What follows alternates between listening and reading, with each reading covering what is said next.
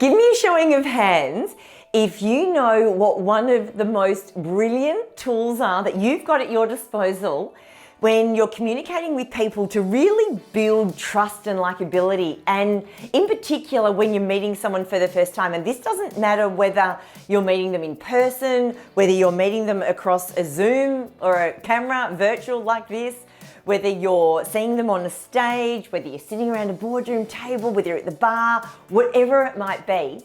What do you reckon one of the most powerful tools is though that you've got? And if I didn't give it away already, yeah, it's our hands. And showing our hands is such an important part of communicating with people that, hey, we're okay, we're not enemies, we're likable, and you can trust us. Because apparently, like if your hands are hidden subconsciously, so we're not always aware of it, it's like, well, what are they hiding? And I guess that's why when, the police arrest someone, the first thing they do is they say, hands up, because they want to make sure you've got nothing hidden in your hands. But Vanessa Van Edwards, who runs a brilliant business called The Science of People, has done a lot of studies around body language, and in particular, hands and hand gestures.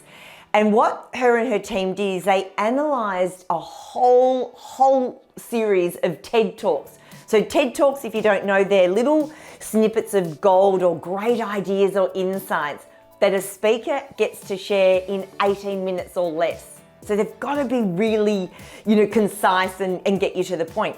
Anyway, they analysed all these TED Talks to try and see what made the more popular ones different to the least popular ones.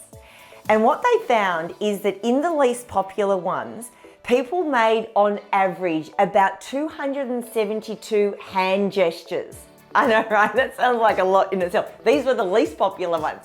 The most popular ones, they had up to 465 hand gestures.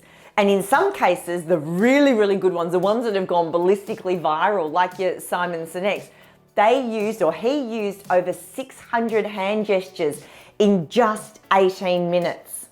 So she wrote a book a little while ago too called Captivate, where she talks about this in a lot more detail.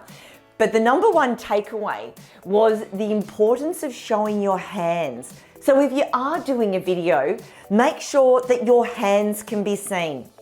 And she goes into more detail about, not having too many crazy hand gestures that become distracting. There's like a zone. So if you play baseball, I play baseball, it's like your strike zone. So an area here, this is where a lot of the really great hand gestures come, and there's so much more to it. But it means, just doing this does not necessarily get the effect that we're talking about. If you're talking to people or you're sitting around a boardroom table, just make sure your hands are in sight so they're on the table, you can see them. And when you're meeting people for the first time, don't have your hands in your pockets or your hands behind your back. Have them visible. I mean, this is half the reason why when we meet people, we go in for the handshake. It's a showing of hands. That touch is really lovely. Do you remember what that was like? For any of us still in lockdown now, that's a foreign thing. But that's why touch, even with hands, is really important. But just have a think about next time you're out meeting people in the flesh, sitting at a table having a meeting, doing a video call like this, how can you make sure your hands are visible and that they're able to be seen? It's not necessarily a conscious thing that, do I like them, do I trust them because I can't see their hands? It's a subconscious thing, but hey, if it helps, why not give it a go? Because after all, you are valuable.